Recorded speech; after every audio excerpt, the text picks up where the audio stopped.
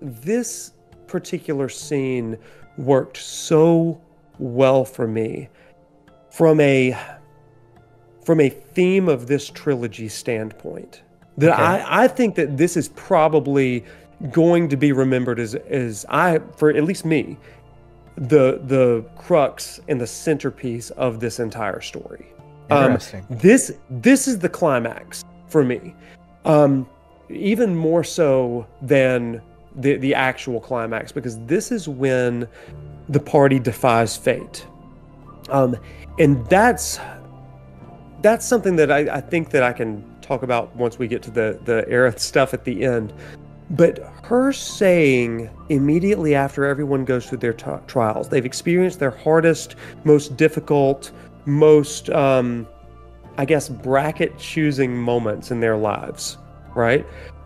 Each one of them has a choice based on what they are doing, what's been done to them or happened in their lives.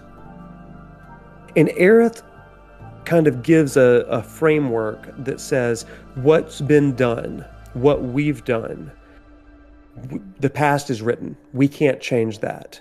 But that doesn't mean that the future is set in stone.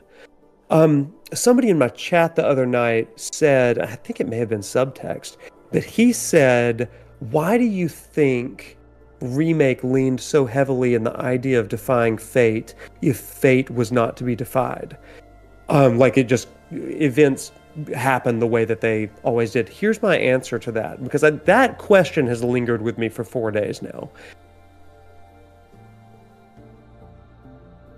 Defying fate in this game is not about changing the course of action. Instead, defying fate is refusing to be a prisoner of what has happened to you and what is happening in your life. You're defying fate because you're saying that's not destiny, even though that's what's laid out for me.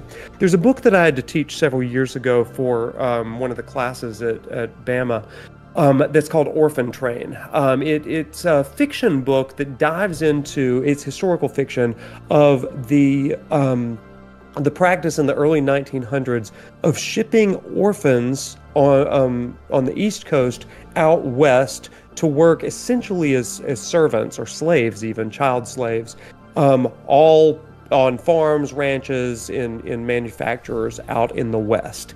It was this idea of we're going to give them a hope for a life instead of just being orphans, that they were essentially doing what was good for capitalism.